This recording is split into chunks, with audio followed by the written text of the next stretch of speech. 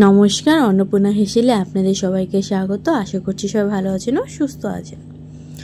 নতুন একটি রেসিপি নিয়ে আজকে ভিডিওটি শুরু করছি। আজকে আমি বানাবো করলার একটি রেসিপি।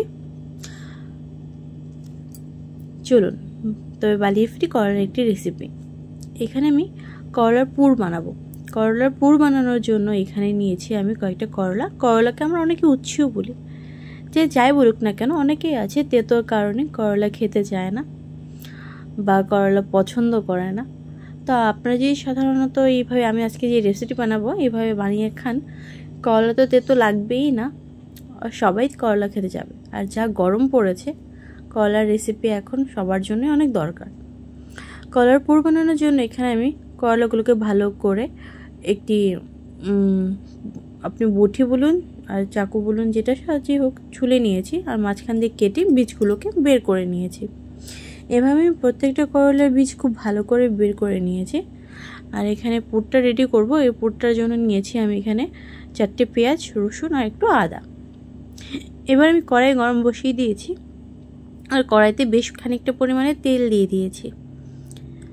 তেলটা আমার গরম হয়ে গেছে, ধোয়াতে শুরু করছে। যেহেতু পুর বানাবো তাই প্রথমে করলার যে কেটে রেখেছিলাম বীজটা বের করে ওই অংশটাকে খুব ভালো করে ভেজে নেব।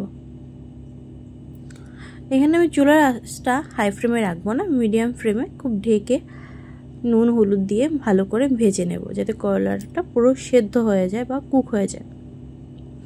এখানে যেহেতু নুন হলুদ দিয়ে ভেজে নেব তাই দিয়ে দিয়েছি সামান্য পরিমাণে নুন আর সামান্য হলুদ গুঁড়ো। এবার একটু নেড়ে চেড়ে ভালো করে করলাগুলোকে হালকা একটু ভেজে নেব। আর একটু তাড়াতাড়ি কুক হওয়ার জন্য করলাগুলোকে আমি খুব ভালো করে ঢেকে নিচ্ছি। কিছুক্ষণ বাদে ঢাকনা খুলে দেখুন করলাটা আমার অনেকটাই ভাজা ভাজা হয়ে গেছে। যেহেতু করলাটা পুরোটা কুক হতে লাগবে, না হলে একটু তেতো লাগার সম্ভাবনা আছে। তো আপনারা দেখবেন এই টাইমটাতে খুব ভালো করে করলাটাকে কুক করার। আর আপনারা যারা যারা আমার ভিডিওটি দেখছেন, যারা এখনও আমার চ্যানেলটি সাবস্ক্রাইব করেননি, তারা অবশ্যই আমার চ্যানেলটি সাবস্ক্রাইব করে দেবেন। ভিডিওটি ভালো লাগলে একটি লাইক করবেন, কমেন্ট করবেন আর অবশ্যই আমাকে জানাবেন কেমন হয়েছে রেসিপিটা। আর সবার কাছে আমার অনুরোধ রইল ভিডিওটি স্কিপ না করে পুরো শেষ অবধি দেখবেন। কলাটা আমার ভাজা হয়ে গেছে, এবার কলাগুলোকে আমি ভালো করে নামিয়ে নেব। এরপর কড়াইয়ে যে তেলটা রয়ে গেছিলো ওই তেলটার মধ্যে আমি দিয়ে দিলাম লঙ্কা। এখানে আপনারা লঙ্কাটাকে ছোট ছোট কুচি করে দিয়ে দেবেন। লঙ্কাটা যখন হালকা একটু ভাজা ভাজা হয়ে যাবে তখন আমি এর মধ্যে দিয়ে দিব রসুনটাকে খুব ভালো করে ছোট ছোট করে থেতো করে নেবেন, নাহলে ছোট করে খুব কেটে নেবেন। এবার রসুনটাকে আমি খুব ভালো করে লালচে করে ভেজে নেব। ভাজার সময় খেয়াল রাখবেন রসুনটা যেন জ্বলে না যায়। রসুনটা অনেকটাই লাল লাল হয়ে গেছে। এবার আমি এর মধ্যে যে পেঁয়াজগুলো ছিল, পেঁয়াজগুলো খুব ভালো করে কুচি করে নিয়েছি ছোট ছোট করে। এই পেঁয়াজটাকে দিয়ে ভালো করে নেড়েচেড়ে ভেজে নেব। আর পেঁয়াজটাকে বেশ লাল লাল করে ভাজতে হবে, যাতে পেঁয়াজটার মধ্যে কাঁচা ভাবটা একদমই না থাকে।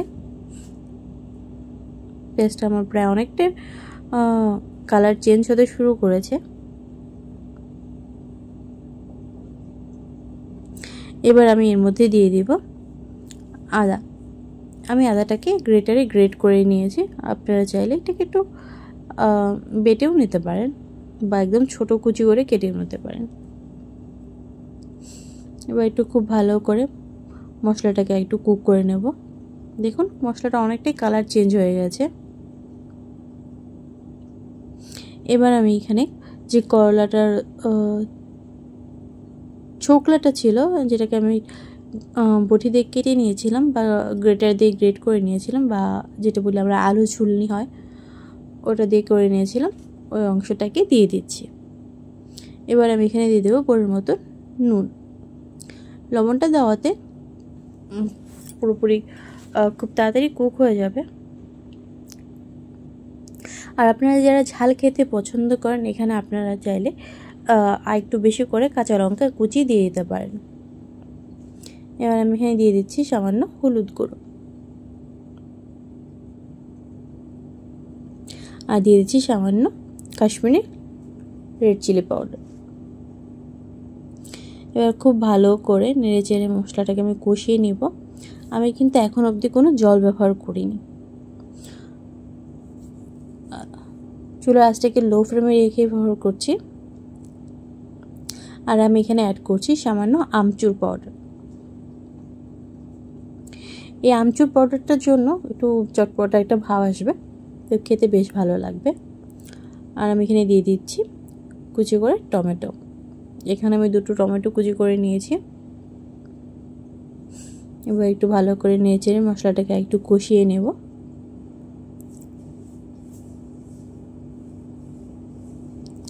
এবার আমি এটাকে ঢাকা দিয়ে কিছুক্ষণ কুক করে নেব, তাহলে টমেটোটাও ভালো কুক হয়ে যাবে আর করলাটাও খুব ভালো কুক হয়ে যাবে। আর এই পুরটা বানানোর সময় কখনোই আপনারা জল ইউজ করবেন না।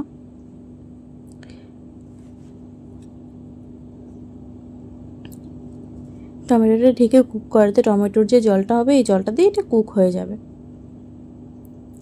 আমার পুরটি পুরোপুরি রেডি হয়ে গেছে। এবার আমি পুরটিকে ভালো করে নামিয়ে নেব।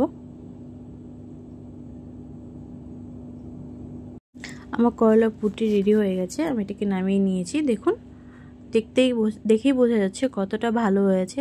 আর জানেন তো, এটা খেতে একদমই তেতো হয় না। তো এটা আপনারা ছোট থেকে বাচ্চা থেকে বড়রা সবাই খেতে পারবে। আপনারা অবশ্যই আপনাদের রেসিপিতে এরকম একটি খাবার রাখবেন। গরমের মধ্যে এরকম তিতো রেসিপি খেতে বেশ ভালো লাগে। আর আমরা যারা মারা আছি তারা অবশ্যই চাই যেন আমাদের সন্তানরা একটু তেতো, একটু সব ধরনের খাবারই খাক। তো আপনারা যদি এভাবে বানিয়ে খাওয়ান তবে বাচ্চারাও এটা খুব আনন্দ করে খাবে।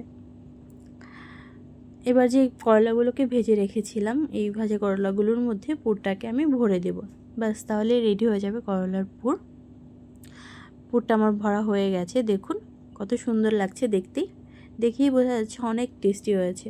আর জানেন তো, খেতেও বেশ টেস্টি হয়েছিল।